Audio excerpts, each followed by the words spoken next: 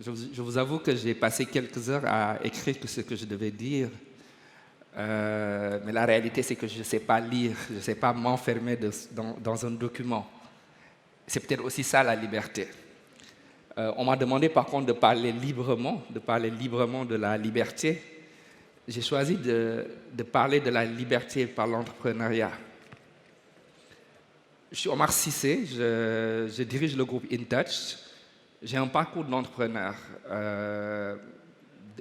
Au sortir de ma formation, je suis très fier de le dire, je le rappelle chaque fois que j'en ai l'occasion. Je suis un pur produit de l'école sénégalaise. J'ai fait toute ma formation au Sénégal, diplômé de l'école polytechnique de Dakar.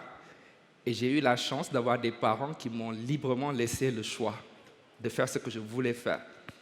Au sortir de ma formation, j'ai créé ma première entreprise qui s'appelle 2SI, qui est un des leaders en termes de software aujourd'hui pour les États dans plusieurs pays de l'Afrique de l'Ouest.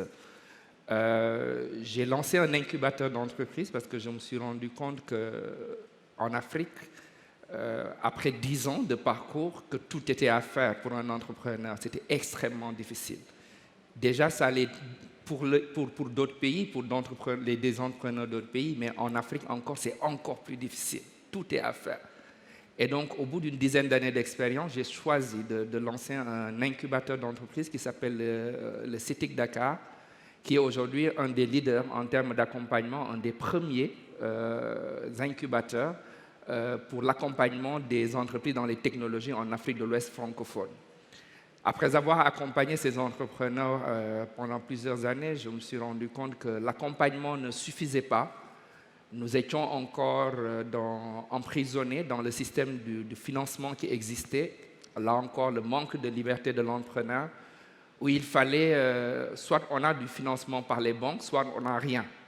Et on sait tous, et pire en Afrique encore, que les banques ne financent pas des startups. Et là, j'ai décidé avec un ami, Olivier Furdel, de lancer un fonds d'investissement qui s'appelle Teranga Capital. Nous avons été accompagnés par investisseurs et partenaires. Et nous investissons dans des petites entreprises entre 75 000 et 300 400 000 euros. Après quelques années, j'ai développé une certaine frustration, il faut le dire, pendant tout ce parcours, après avoir rencontré des centaines d'entrepreneurs et après en avoir accompagné, je notais encore ce manque d'ambition. Je notais encore ces codes qui font que nous sommes encore bloqués par soit notre couleur de peau, soit par notre géographie, soit par notre religion. C'est compliqué. C'est compliqué de se développer en Afrique quand on parle de l'Afrique et qu'on en parle comme un pays, quand l'Afrique est un continent de 54 pays complètement différents et qu'on a l'ambition de se développer, c'est extrêmement compliqué. Mais j'avais envie de relever ce défi et j'ai décidé de créer InTouch. J'ai lancé InTouch, une entreprise que j'ai démarrée du Sénégal avec 3 employés, 3 collaborateurs. Aujourd'hui, nous sommes un peu plus de 400 collaborateurs. Nous avons ouvert 7 pays jusqu'en 2019, en 2015 et 2019. Dans les 3 derniers mois, nous en avons ouvert 3. Nous venons de lancer la Tanzanie, l'Ouganda et le Nigeria. Nous souhaitons en lancer une dizaine et j'espère que l'année prochaine, nous en lancerons 10 autres. Tout cela pour dire que j'ai très tôt compris, en tout cas en ce qui me concerne, qu'au-delà de ce que j'avais trouvé, il y avait d'autres choses qui étaient possibles. Beaucoup m'ont fait confiance. Quand je dis confiance, ma famille m'a fait confiance. D'autres m'ont rejoint au niveau de mon actionnariat. Aujourd'hui, j'ai des groupes du CAC 40 qui ont investi dans notre entreprise. Et ensemble, on est en train de montrer qu'autre chose est possible. Autre chose est possible par l'entrepreneuriat. Nous sommes dans un écosystème où, malheureusement, on a l'impression que nous décidons encore beaucoup pour nous. D'autres décident beaucoup pour nous. Et ceux qui décident pour nous, c'est d'abord en interne. C'est le politique, c'est les politiciens qui d'abord, en priorité, décident pour nous. Dans des environnements comme les nôtres, le religieux a une place très importante, décide aussi pour nous. On subit les influences extérieures de beaucoup.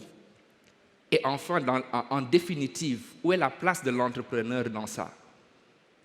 Je refuse de croire qu'il n'y a pas d'autres possibilités. Je refuse de croire que nous allons continuer à subir ce que les autres pensent que nous devons faire. Je suis convaincu que par l'entrepreneuriat, nous savons changer les choses, nous saurons changer les choses. Dans les 2 prochaines décennies, on parle d'un peu plus de 450 millions de jeunes qui vont arriver en Afrique. 450 millions de jeunes. C'est une vraie opportunité, on l'a dit ce matin, mais c'est aussi une potentielle bombe démographique si on y prend garde. Si on est encore sur les tendances de croissance sur lesquelles nous étions, 4 à 5%, et la Covid n'aide pas, on se retrouve à des moins 0,5%, mais bref, restons dans les 4 à 5% de croissance, nous aurons créé un peu plus de 200 millions d'emplois supplémentaires, comme certains disent, dans les deux prochaines décennies. Ça veut dire qu'il y aura encore plus de 200 millions de personnes, de jeunes qui arriveront sur le marché et qui ne pourront pas être absorbés par ce marché du travail. C'est potentiellement un désastre. Nous n'avons pas d'autre choix que de créer des emplois. Nous n'avons pas d'autre choix que de créer des emplois massivement. Il faut en créer massivement. Et ça, aujourd'hui, c'est le rôle des entrepreneurs. C'est le rôle de nous tous. Dans cette salle, dans ceux qui sont venus, parmi ceux qui sont venus ici, beaucoup interviennent en Afrique. Que ce soit des grandes entreprises, que ce soit des start-up, que ce soit la BPI, sous des formes différentes. Ce à quoi j'appelle vraiment, c'est à ce que nous revoyons la manière dont nous collaborons aujourd'hui. C'est que nous revoyons la manière dont nous contribuons en Afrique. L'Afrique, c'est vrai, c'est un potentiel, mais ce n'est pas juste quelque chose qu'il faut aller prendre. C'est quelque chose qu'il faut aller prendre, mais aussi partager avec ceux qui y sont. Si on n'arrive pas à créer ces emplois ensemble, l'immigration à laquelle on veut, l'immigration contre laquelle on veut lutter, on n'arrivera jamais à la stopper. Jamais. Parce que tant qu'il y aura des jeunes qui pensent qu'ailleurs, les gens vivent mieux et que chez eux, on ne voit qu'un potentiel à prendre et qu'ensemble, nous ne co-construisons pas, nous créons un avenir incertain pour nos enfants. Et j'appelle les entrepreneurs qui sont dans les salles ensemble à ce que nous réfléchissions, à ce que nous nous faisions entendre. Nous ne pouvons pas continuer à subir ce que les autres décident pour nous. Nous avons un rôle à jouer parce que c'est nous qui créons les emplois. J'espère qu'ensemble qu'on y arrivera. J'espère qu'ensemble nous créerons ces emplois parce que c'est ensemble qu'il faut le faire, qu'on le fasse, mais qu'on le fasse partout. Merci beaucoup.